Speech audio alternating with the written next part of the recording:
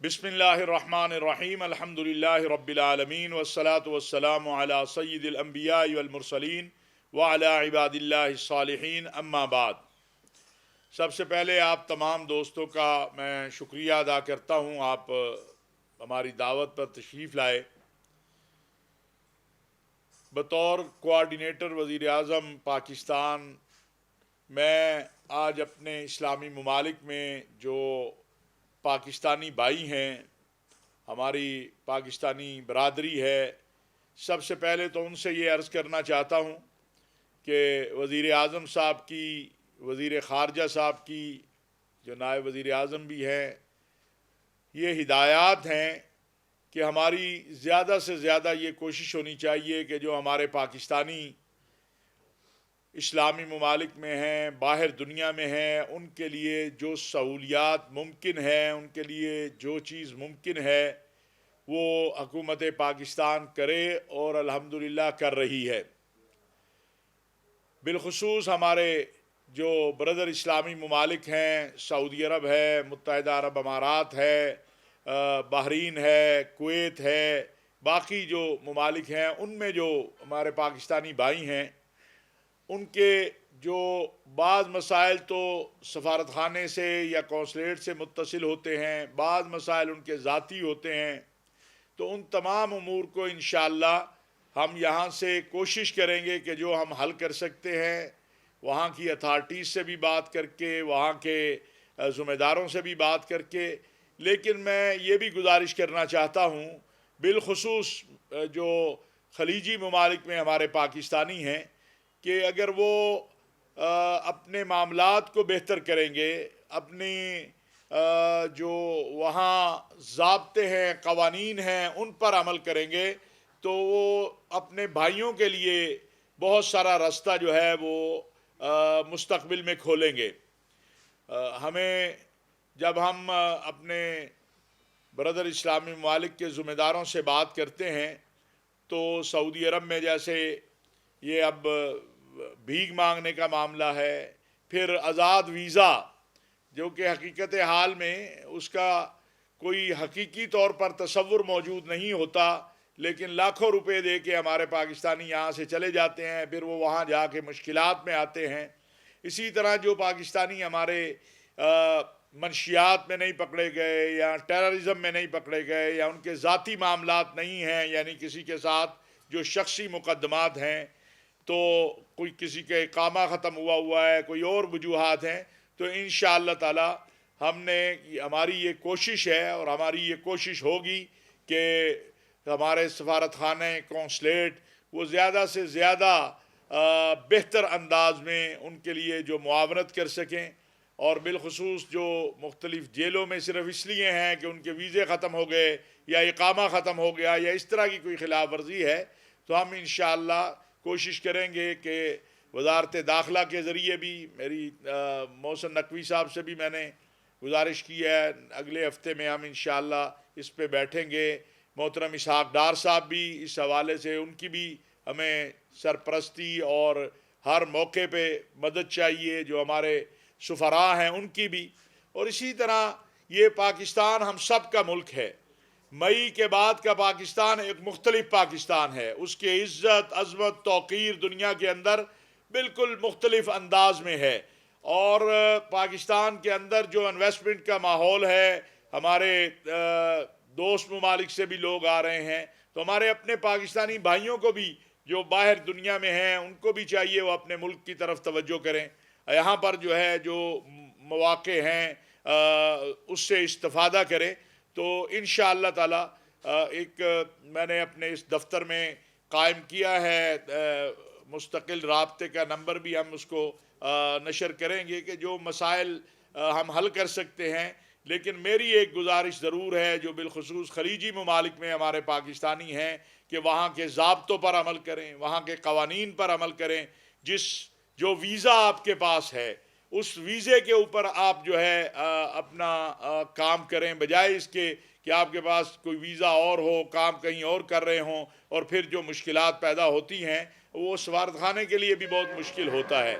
इसी तरह जो बाकी इस वक्त पाकिस्तान में अल्हम्दुलिल्लाह وزیر اعظم پاکستان میاں شہباز شریف صاحب کے حکم پر قومی پیغام امن کمیٹی قائم کی گئی ہے، بین المسالک بین المذاہب ہم آہنگی کے لیے پیغام پاکستان کو گراس روٹ لیول پر کس طرح جو ہے اس کو عملی طور پر کیسے نافذ کیا جائے۔ اور آپ نے دیکھا ہے کہ پچھلے ایک ماہ کے اندر قومی پیغام امن کمیٹی کے پلیٹ فارم سے بہت ساری محنت ہوئی ہے، تمام مکاتب فکر کے علماء، مشائخ، اور پہلی بار اس کمیٹی میں جو ہماری غیر مسلم برادری ہے اس کو بھی شامل کیا گیا ہے۔ ہمارے جو یہاں پر غیر مسلم بھائی ہیں، مسیحی ہیں، ہندو ہیں، سکھ ہیں، اور جو ہماری اقلیتیں پاکستان کے آئین، قانون اور دستور کے مطابق، تو ان کو ہم نے ساتھ لیا ہے کہ آئیے ساتھ مل کر اس پاکستان کو امن کا گہوارہ بنائیں۔ پاکستان کے مذہبی طبقے نے، پاکستان کے علماء مشائخ نے ایک بہت بڑا کام کیا پیغام پاکستان کی صورت میں، جو ایک ایسا بیانیہ ہے، ایسا فتویٰ ہے، ایسا ضابطہ اخلاق ہے کہ جس کو پورے دنیا میں اپریشیٹ کیا جا رہا ہے، پورے عالم اسلام میں اس کی تحسین ہو رہی ہے۔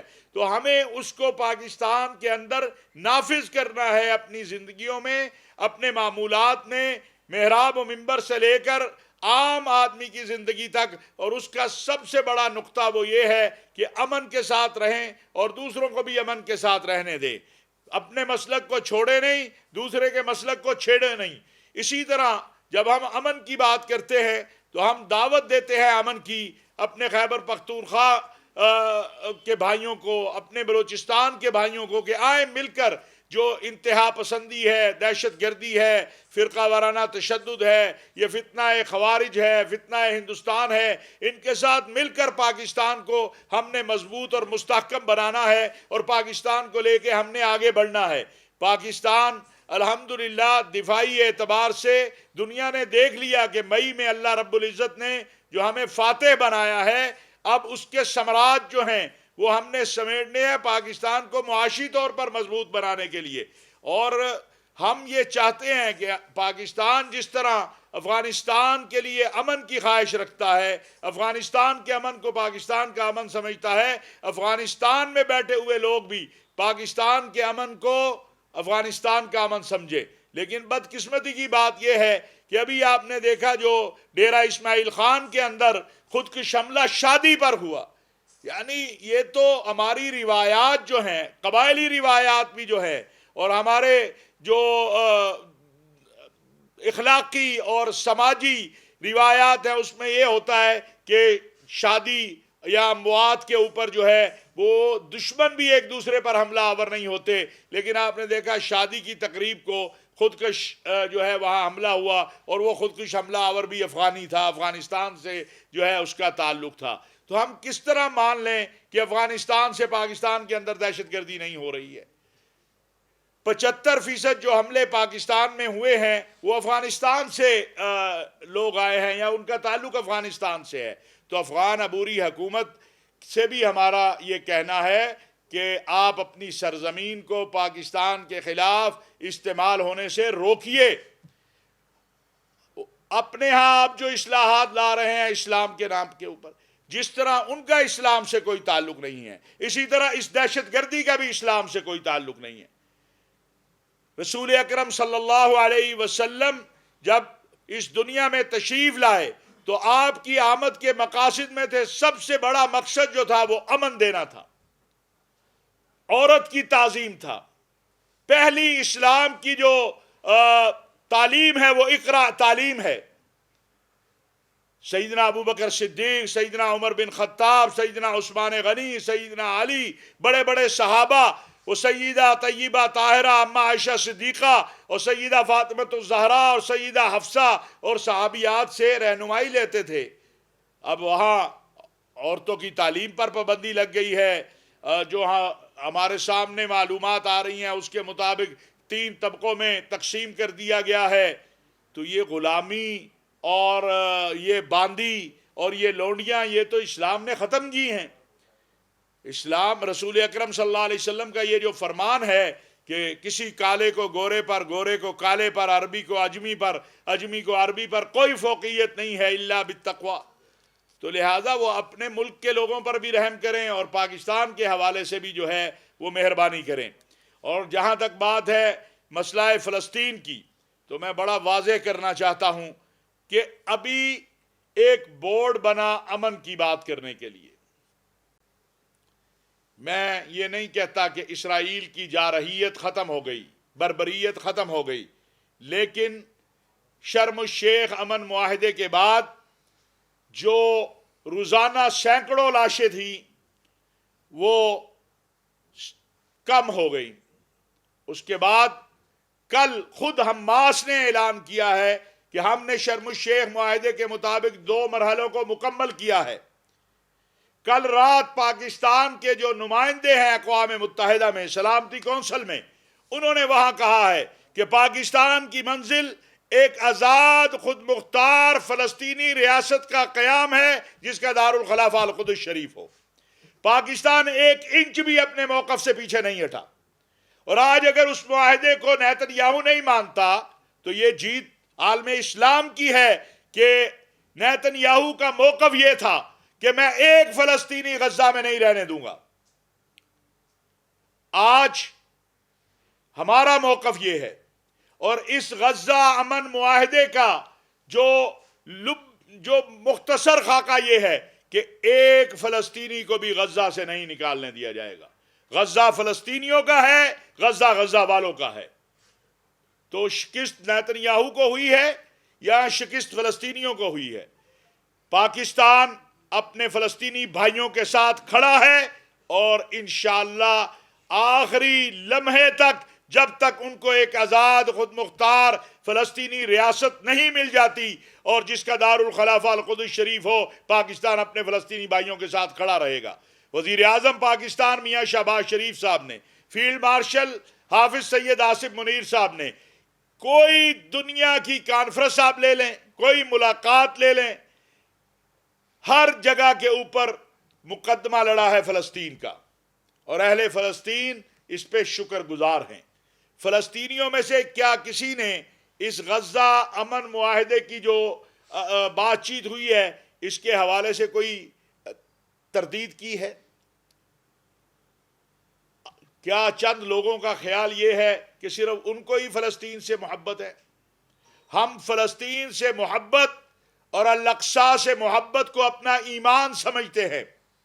الاقصی سے ہماری محبت ایمان کا حصہ ہے، کیونکہ سید الانبیاء خاتم المرسلین حضرت محمد مصطفیٰ صلی اللہ علیہ وسلم جو ہے انہوں نے وہاں نبیوں کی امامت کی ہے۔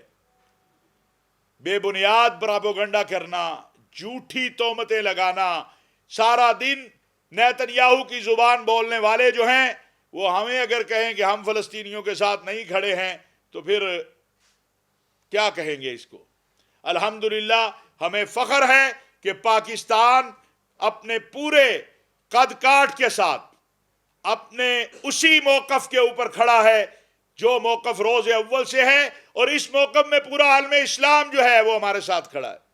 ہر لمحہ پاکستان، آپ اگر دیکھیں پچھلے 1 ماہ میں صرف، تو پاکستان کے وزیر خارجہ اور وزیر اعظم کے جو رابطے ہیں عالم اسلام کے قائدین سے، مجھے بھی اس سیاسی میدان میں اور اس سارے عمل میں 40-42 سال ہو گئے ہیں، ایک دن میں 4-4 5-5 وزرائے خارجہ سے ہمارے وزیر خارجہ اور نائب وزیر اعظم بات کر رہے ہیں، 2-2 3-3 سربراہوں سے ہمارے وزیر اعظم بات کر رہے ہیں، ہمارے فیلڈ مارشل اپنی جگہ جو ہے وہ سارا کردار ادا کر رہے ہیں۔ اور پھر ایک بے بنیاد جھوٹا پراپیگنڈا، وہ جو پاکستان سے باہر بیٹھے بگوڑے ہیں، جو ہندوستان کا دیا ہوا نیریٹو اور اسلام دشمن قوتوں کا دیا ہوا نیریٹو کہ جی پاکستان کی فوج جا رہی ہے طے، ابھی تک تو اس فورس کا کوئی جو وہاں بننی ہے اس کا کوئی خاکہ سامنے نہیں آیا۔ یہ جو کذاب اشر ہیں جن کو جھوٹ بولنے سے کے علاوہ کوئی کام نہیں آتا کہ صرف ویورشپ چاہیے ان کو، یہ اپنے وطن سے بھی، اپنی قوم سے بھی، اپنے لوگوں سے بھی غداری کرتے ہیں۔ یہ بتا دیں کہ کہیں پر جو وہاں پر امن فورس بننی ہے اس کا کوئی خاکہ سامنے آیا ہے، کوئی چارٹر سامنے آیا ہے؟ لیکن چونکہ ان کا کام یہ ہے میں الحمدللہ عالم اسلام عالم عرب کا ایک طالب علم ہوں. اس وقت بھی اہل فلسطین کے ساتھ اب سے کچھ لمحے پہلے بھی وہاں کے ذمہ داروں سے میری بات ہوئی ہے. وہاں ایک کمیٹی تشکیل دی گئی ہے جس کے چیف کمشنر جو ہیں اور باقی تمام ممبران فلسطینی ہیں جو غزہ کی تعمیر نو کریں گے. اور یہ بورڈ اوپر بیٹھے گا دیکھے گا. کوئی تصور کر سکتا ہے کہ جو فوج ایمان تقوی جہاد فی سبیل اللہ والی فوج ہو اس کا کوئی فوجی اپنے فلسطینی بھائی کے ساتھ لڑے گا؟ ایک بے بنیاد پراپوگنڈا، ایک جس کی کوئی اساس ہی نہیں ہے. ابھی تک کوئی چارٹر نہیں آیا ہے. اب وہ جو بڑی چھلانگیں لگا رہے تھے، اب بتائیں جب نیتن یاہو یہ کہتا ہے کہ میں جو ہے غزہ میں تعمیر، اب وہ بتائیں کہاں کھڑے ہیں وہ؟ ہم تو فلسطینیوں کے ساتھ کھڑے ہیں. اگر نیتن یاہو جو ہے وہ اس غزہ امن معاہدے کو نہیں مانتا ہے تو پھر یہ اس کے ساتھ کھڑے ہیں نا جو اس معاہدہ امن کو نہیں مانتے ہیں. تو یہ کس کے ساتھی ہوئے؟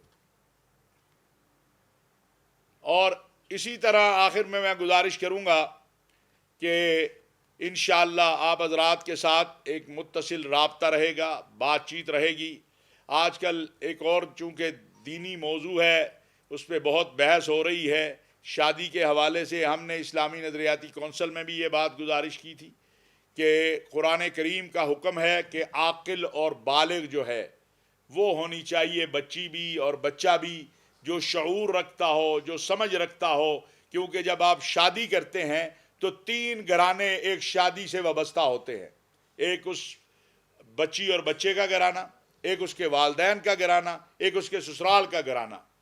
تو قرآن کہتا ہے عاقل بھی ہو، بالغ بھی ہو، شعور بھی رکھتی ہو.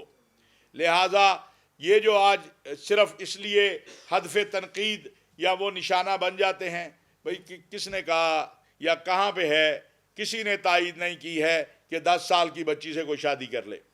لیکن 18 سال کی جو آپ نے قانون سازی کی ہے، اس حوالے سے اسلامی نظریاتی کونسل کی آراء پہلے بھی آئی ہیں. میں سمجھتا ہوں کہ اس کو دیکھا جانا چاہیے. اور یہ جو قانون ہے کہ گھور بھی نہیں سکتے تو یہ تو اسلام آباد والوں کے لیے ہے. اسلام آباد سے باہر جا کے گھور لیا کریں.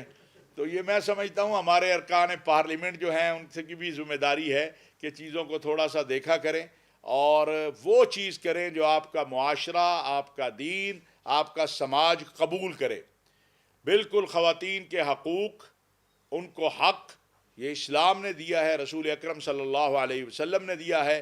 ہم قطعاً اس کے قائل نہیں ہیں کہ جس طرح افغانستان میں بچیوں کی تعلیم پر پابندی لگائی گئی ہے، بالکل اسلام اس کی اجازت نہیں دیتا بچیوں کی تعلیم.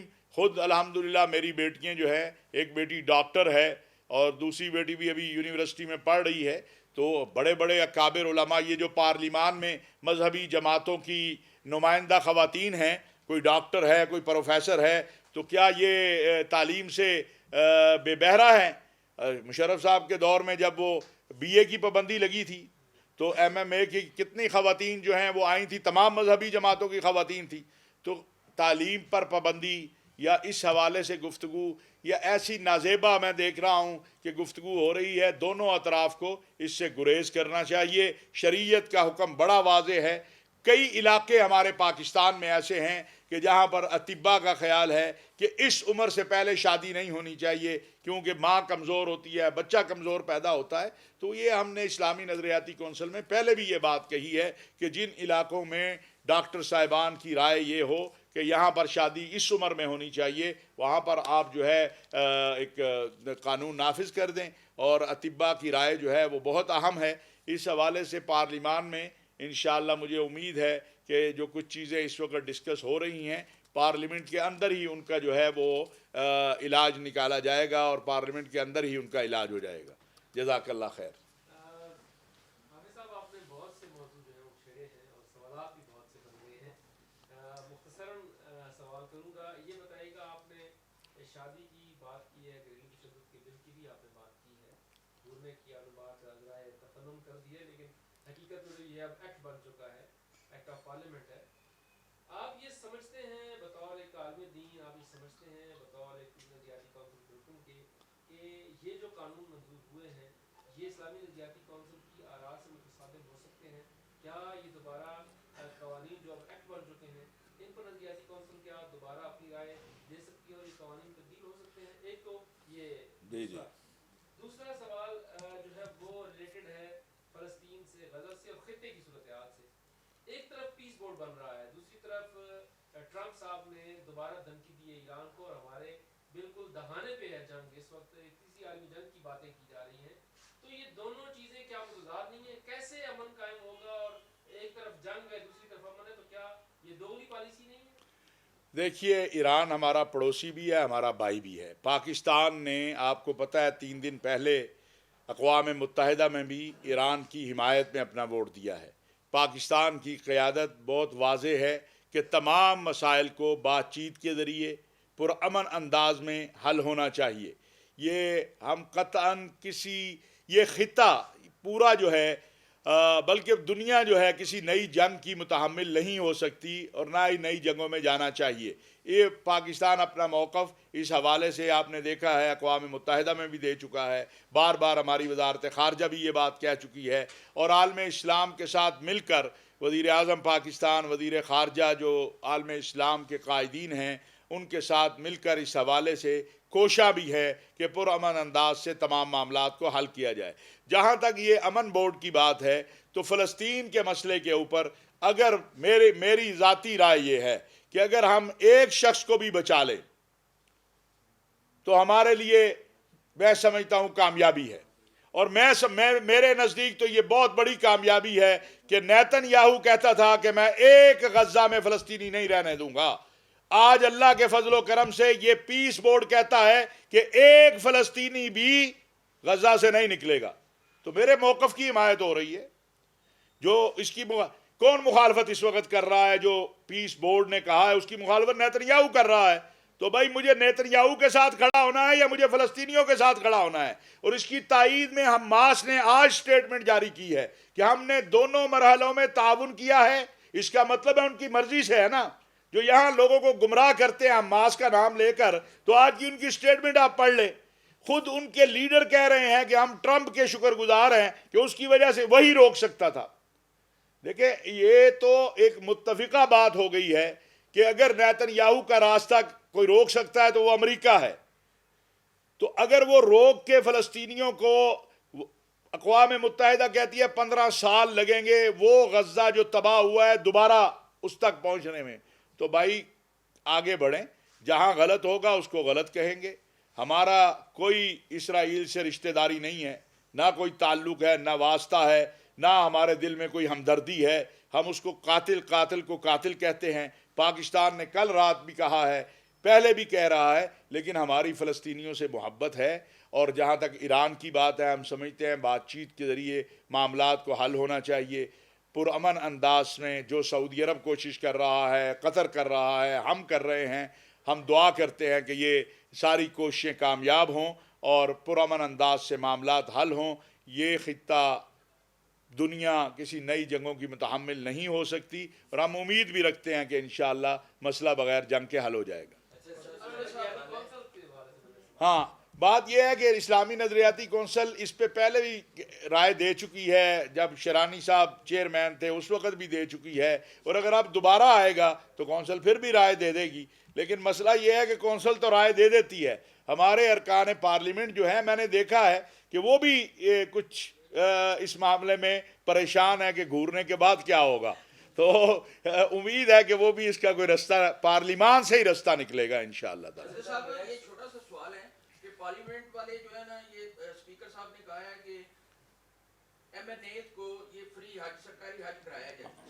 ایک غریب آدمی ہے، ان کو تو بالکل جو لاچار ہے اس کو تو حج کرانا ایک ثواب کا کام ہے، لیکن ان امیروں کو حج فری کرانا جو ہے نا وہ ثواب کا اسلام کیا جاتا ہے؟ دیکھیں، اسپیکر صاحب نے نہیں کہا، بلکہ میرا خیال ہے قومی اسمبلی کے ترجمان نے تو کہا بھئی ہمارے پاس ایسا کوئی ہے ہی نہیں سلسلہ۔ میں ان کا بڑا مشکور ہوں اسپیکر صاحب کا کہ انہوں نے واضح کر دیا۔ میں اپنے ارکان پارلیمان سے گزارش کروں گا کہ اگر بلا شبہ ہم میں سے ہر کوئی چاہتا ہے رسول اللہ صلی اللہ علیہ وسلم کے روضہ اطہر پہ حاضری دے، وہاں صلاۃ و سلام پڑھے، تو بھائی آپ قوم کے پیسے پہ کیوں جانا چاہتے ہیں؟ آپ اپنے پیسے پہ جائیے، اور جا کے قوم کی طرف سے سلام پیش کر دیجئے۔ اور جہاں تک بات ہے قوم کی طرف سے سلام پیش کرنا، تو ہمارے ماشاءاللہ تقریباً 2.5 ملین پاکستانی جو ہے وہ سعودی عرب میں موجود ہیں، اور 12 ربیع الاول کو تو پاکستانیوں کی ایک بہت بڑی تعداد مدینہ منورہ میں موجود ہوتی ہے، تو وہ انشاءاللہ پوری قوم کی طرف سے سلام پیش کر دیں گے۔ اور تیسری بات یہ ہے کہ رسول اکرم صلی اللہ علیہ وسلم کے فرامین کی روشنی میں جو یہاں بیٹھ کے بھی درود شریف پڑھتا ہے اس کا سلام رسول اللہ صلی اللہ علیہ وسلم تک پہنچ جاتا ہے، تو لہٰذا یہاں اور جہاں تک سرکاری حج عمرے کی بات ہے تو میں بڑا واضح اس میں انداز جو ماں سوائے کوئی ناگزیر حالات ہوں، خواہ وہ غریب ہو، خواہ وہ امیر ہو، خواہ وہ وزیر ہو، خواہ وہ مشیر ہو، کسی کے لیے سرکاری مال سے حج عمرہ جائز نہیں ہے، ماں سوائے کہ کوئی ناگزیر حالات ہیں یا کوئی وہاں پر گیا ہے اور اب وہ اس سے استفادہ کرتا ہے اور حکومت اس کو اجازت دیتی ہے، وہ گیا کسی اور مقصد سے ہوا ہے لیکن وہ اس سے استفادہ کر لے، وہ ایک الگ بات ہے۔ لیکن قوم کے پیسے سے حج کروانا کسی کو، یا قوم کے پیسے سے کسی وزیر، مشیر، مولوی، میں مولوی بھی کہہ رہا ہوں تاکہ آپ یہ نہ کہیں کہ مولوی کسی کو حج کروانا یہ جائز نہیں ہے۔ اس پر ہم پہلے بھی بات کر چکے ہیں، فتوے بھی آ چکے ہیں، اور میرے جو ماشاءاللہ ارکان پارلیمنٹ مذہبی امور کی قائمہ کمیٹی والے ہیں وہ تو ماشاءاللہ صاحب ثروت ہیں سارے، اعجاز الحق صاحب بھی ساروں کو لے جا سکتے ہیں، بلکہ ساتھ آپ کو اور ہمیں بھی لے جائیں تو ان کو کوئی فرق نہیں پڑے گا، تو وہ کافی صاحب ثروت لوگ ہیں۔ تو ہاں، بلکہ وہ یہ کریں کہ اپنے ڈرائیور اور اپنے گھر کے جو لوگ جو نہیں گئے ہیں یا اپنے حلقوں سے ان لوگوں کا انتخاب کریں جو نہیں گئے اور اپنے پیسوں سے ان کو بھیجیں تاکہ ان کو زیادہ ثواب ملے۔ جو ہے قوم کا پیسہ ان مقاصد پر ہی لگ سکتا ہے جو قوم کے لیے۔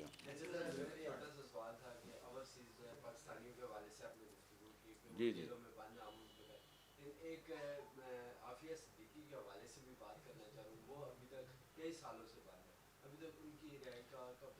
میں آپ کو عرض کروں کہ میرا خیال ہے وزیر اعظم صاحب، آپ نے دیکھا ان کی بہن سے بھی ملے ہیں، شہباز شریف صاحب ملتے بھی ہیں، کوشش بھی ہے، لیکن آپ کے ذریعے میں امریکی پریزیڈنٹ سے اپیل کروں گا کہ وہ مہربانی کریں، ایک ہماری بیٹی ہے، بہن ہے، بالفرض ایک لمحے کے لیے اگر اس نے کوئی امریکی قوانین کے مطابق جو ہے کوئی جرم کیا بھی ہے تو امریکی قوانین میں معافی بھی ہے، تو لہٰذا مہربانی کریں اس کو معافی دیں، وہ اپنے بچوں کے پاس آئے، اپنے بہن کے پاس آئے، اس کی صحت بھی ٹھیک نہیں ہے۔